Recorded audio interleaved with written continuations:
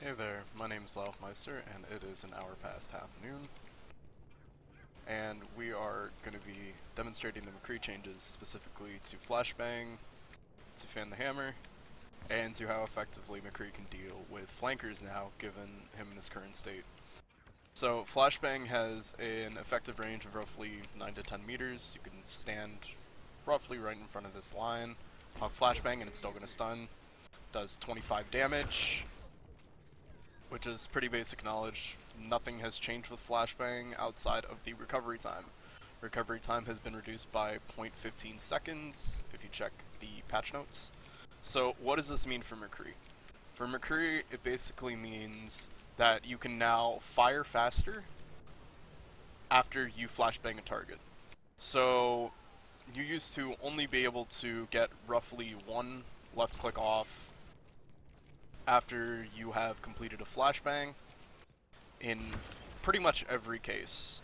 There's probably some okay chances where if you end up predicting their movements or they are out of movement abilities, i.e. Reaper pressing Shift, a Tracer pressing E, then you're more than likely only going to get 165 damage, which is headshot, which is 140, plus the 25 from Flashbang. Now that the recovery time has been decreased on Flashbang, you can now actually pull off two left clicks in the matter of Flashbang's duration. What does that mean? That means you are getting two headshots, which are 140 each, so that's 280 plus 25, which is 305 damage total. What this means is that McCree is now back to his designed position as a defensive anti-flanker sort of hero.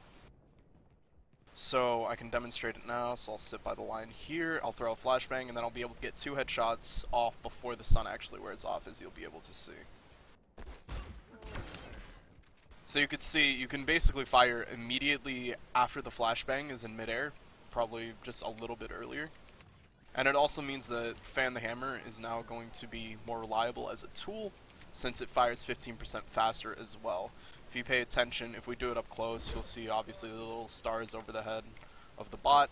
Stun duration hasn't changed, but because now that there's less recovery time and a faster fan, it means that you can now adjust how you want to deal with flankers.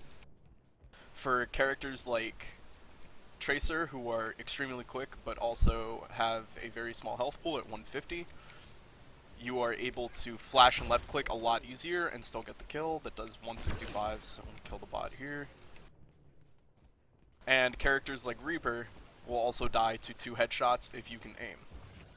What it also opens up is that people who aren't confident in their aim can now effectively get kills with Fan the Hammer.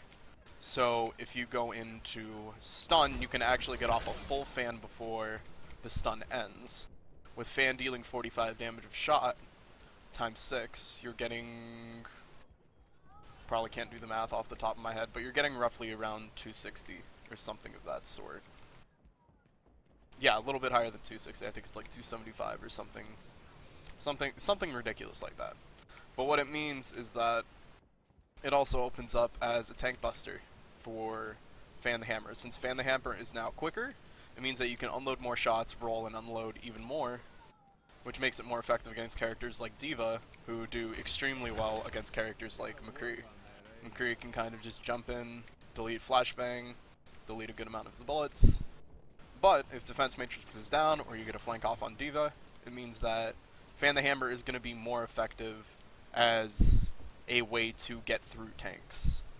It's not obviously not going to be as strong to the point where it did almost 500 damage just about a month and a half ago, but it opens up more possibilities for McCree players, so that beginner players can still use Fan the Hammer without it being detrimental to them, since half the time you wouldn't even be able to kill a Tracer if you would Flashbang Fan the Hammer before this change.